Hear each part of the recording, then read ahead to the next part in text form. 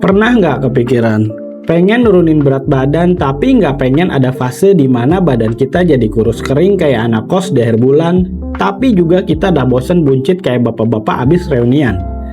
Nah, itu namanya body recomposition. Gua kasih contoh badan gua sendiri. Program 7 minggu dari 14 Juni sampai 3 Agustus 2025. Pinggang kita dari 103 cm turun ke 92 cm, turun 11 cm. Tapi lingkar dada malah naik 7 cm, dari 107 ke 114 cm. Lingkar lengan naik 2,5 cm dari 31 jadi 33,5 cm. Dan lingkar bicep kita naik 4 cm dari 36 cm ke 40 cm. Jadi celana makin longgar, tapi kaos malah makin ketat. Kedengerannya mustahil kan? Tenang, gue bakal kupas tuntas biar temen-temen gak cuma sibuk narik perut pas foto, tapi beneran punya alasan buat buka kancing baju di depan kaca. Jadi, body recomposition itu artinya kita ngejalanin diet plus latihan yang bikin dua hal terjadi barengan. Lemak turun dan otot naik. Biasanya sih susah karena tubuh harus milih mau fokus bakar lemak atau bangun otot. Tapi dengan trik tertentu kita bisa kasih dua-duanya. Tapi nggak semua orang bisa melakukan body recomposition ini. Terus siapa aja yang cocok buat body recomposition? Yang pertama, pemula alias newbie gain. Tubuh kita masih polos, belum pernah ngerasain beban. Begitu dikasih dumbbell 5 kilo aja, badan langsung kaget kayak anak kecil pertama kali nyobain cabai rawit. Hasilnya lemak bisa turun dan otot bisa langsung kebentuk. Intinya tubuh kita masih perawan fitness, jadi responnya lebih cepat. Yang kedua, orang gemuk yang baru mulai latihan. Kenapa gampang? Karena cadangan energi kita banyak. Lemak ibarat tabungan. Sayangnya tabungan yang ini kalau kebanyakan malah jadi beban. Pas kita mulai latihan plus diet, badan pakai simpanan lemak buat bahan bakar, sekaligus pakai protein dari makanan buat bangun otot. Jadi ibarat ganti item, sepatu butut jadi sepatu 40% attack speed. Movement lo naik, damage nambah, dan lo bukan feeder lagi. Ketiga, orang yang balik latihan setelah libur lama. Otot itu punya ingatan, jadi walaupun kita udah libur 6 bulan gara-gara sibuk jadi pro player Mobile Legends, begitu balik ke gym, otot langsung inget lagi. Jadi recomposition lebih gampang karena otot cepet baliknya. Sementara lemak turun kalau kita disiplin. Terus siapa yang susah untuk melakukan body recomposition? Nah, kalau kita udah jadi pro bodybuilder yang nahan lemak di bawah 12% sepanjang tahun, ini makin ribet. Tubuh kita udah halus, detail, dan udah nyentuh limit naturalnya. Ibarat ember udah penuh air, susah nambah lagi kecuali nambah bala bantuan dari luar yang namanya PED atau Performance Enhancing Drugs. Kayak AAS atau Anabolic Androgenic Steroid atau jenis peptidan kayak GH atau IGF-1. Jadi kalau natural bodybuilder yang udah mentok, biasanya mereka harus pilih cutting fokus nurunin lemak atau bulking fokus naikin otot.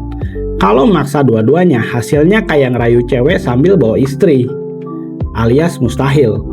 Ada beberapa syarat utama biar bisa body recomposition. Yang pertama, harus jaga kalori.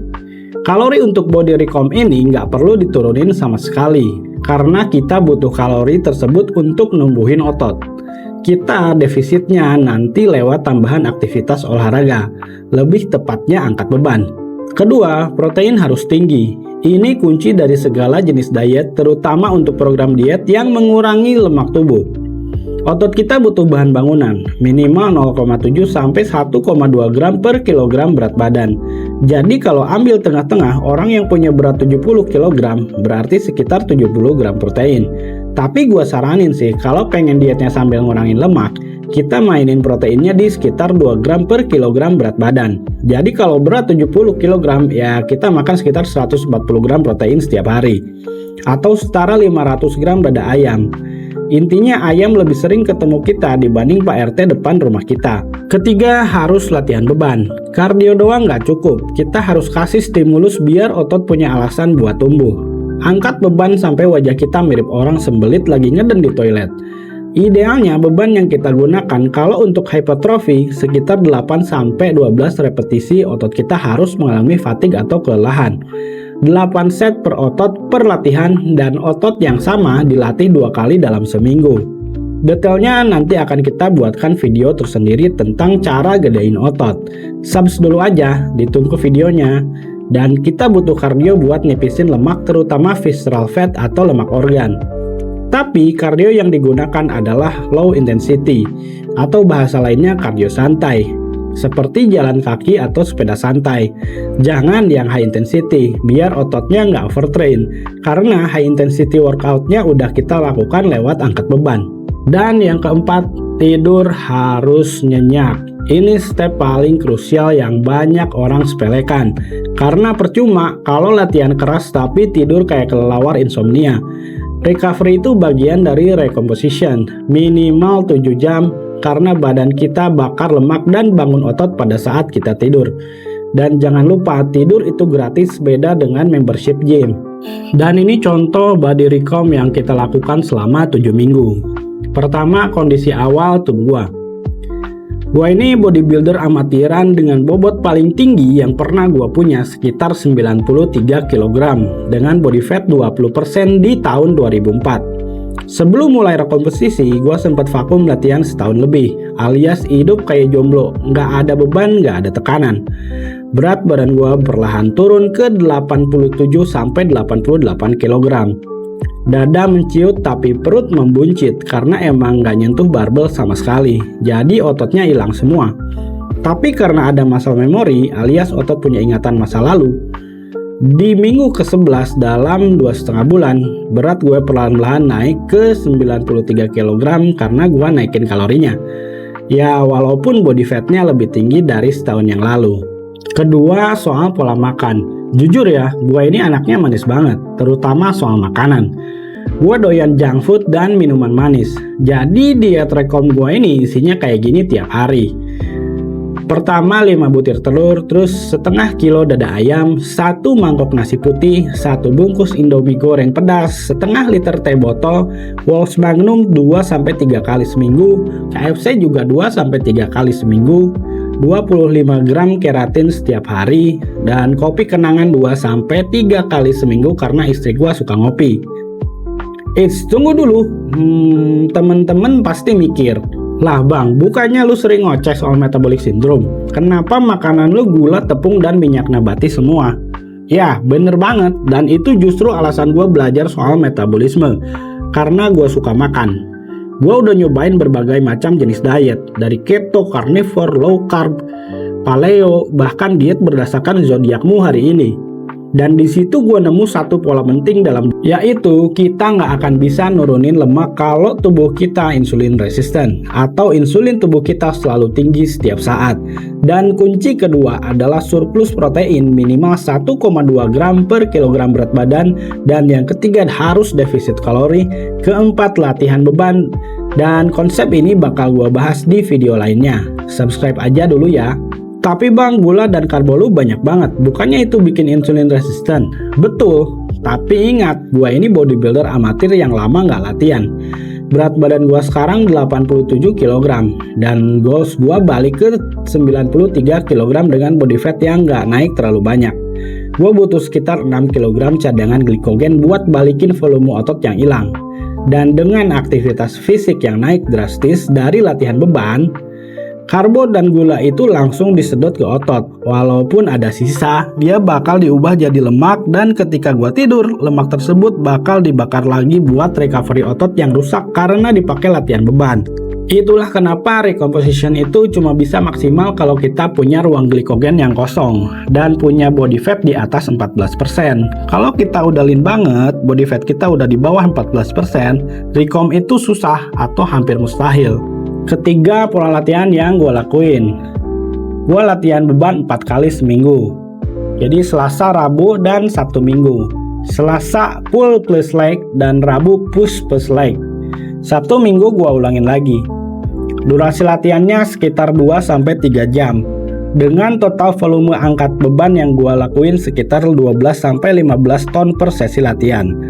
Terus ditambah kardio jalan kaki 2 jam setiap Sabtu. Dengan aktivitas ini, semua karbo yang gua makan langsung dipakai buat energi dan recovery. Dan karena asupan kalori gua tetap kayak sebelum latihan, tapi output gua naik, otomatis tubuh langsung masuk ke defisit kalori dengan sendirinya. Tapi volume otot naik dari hasil pumping gula yang gua makan. Itulah keajaiban recomp buat orang yang udah punya muscle memory. Keempat, masalah tidur. Gua usahain tidur jam 9 malam dan bangun jam 3 subuh. Kadang bangun karena anak nangis, kadang juga karena istri minta layanan darurat, alias rapat evaluasi rumah tangga dadakan jam 2 pagi gara-gara scroll TikTok beritanya tentang pasangan cerai semua. Si ini cerai lah, si itu cerai lah, orang lain yang cerai, gua yang harus begadang mikirin solusi. Tapi intinya tidur cukup biar hormon pertumbuhan tetap stabil dan gak gampang tantrum. Kelima, soal suplemen. Gua nggak pakai fat burner karena semua suplemen pembakar lemak di pasar itu scam. Yang benar-benar ngaruh adalah diet dan aktivitas kita. Tapi gua tetap konsumsi beberapa suplemen yang secara penelitian memang terbukti manfaatnya. Yang pertama, keratin. Wajib buat tambah volume otot. Gak mahal juga, cari aja yang paling murah di pasar. Kreatin itu bisa ningkatin penyerapan air ke dalam otot, jadi penting banget buat stretch otot dari dalam. Kalau kita natural bodybuilder, keratin ini wajib banget kalau kita pengen disorakin fake natty. Nanti gue bikin video khusus tentang kreatin ini, karena ini barang penting banget buat bodybuilding. Kedua, omega 3, buat bantu tubuh bikin jaringan baru kayak pembuluh darah dan syaraf. Karena nambah otot juga harus nambah pembuluh darah dan syaraf baru. Juga bantu kurangi plak dan lemak di hati kita. Ketiga, kurkumin atau kunyit, anti-inflamasi dan bantu pemulihan hati. Secara gue makan sembarangan, yang jadi beban banget buat hati tentunya. Keempat, milk thistle, sama buat bantu sel hati recovery.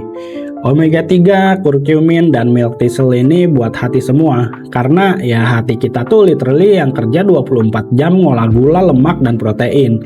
Juga bikin dan memecah kelebihan hormon. Makin baik fungsi hati kita, makin cepat lemak kabur dari tubuh kita. Jadi jagalah hati, jangan kau kotori. Jagalah hati biar kuat berdiri. Kelima, pasak bumi. Nah, ini karena saat defisit kalori, tubuh kita bakal prioritasin organ vital kayak otak, jantung, dan paru-paru. Organ reproduksi dapat sisa doang. Makanya banyak orang yang libidonya ngedrop pas diet. Gua nggak mau dong istri gua uring-uringan gara-gara performa gua ngedrop. Jadi pasak bumi ini kita selipin buat bantu jaga garis pantai perbatasan ibu pertiwi. Transformasi itu bukan soal makan ayam rebus doang dan nyium whey tiap hari, tapi soal kita ngerti mekanisme tubuh kita sendiri. Kalau kita tahu apa yang dibutuhkan tubuh kita bisa modif diet kita sesuai dengan apa yang kita mau. Dan tentunya kemampuan budget. Jadi kesimpulannya, body recomposition itu bukan sulap, tapi kombinasi strategi dari jaga kalori, protein tinggi, latihan beban, dan tidur cukup. Kalau kita konsisten, hasilnya bisa bikin kita senyum-senyum depan kaca sambil geter-geterin nenen yang tremornya bisa berasa sampai ke paha. Yang jelas, body recomposition ngajarin kita satu hal penting.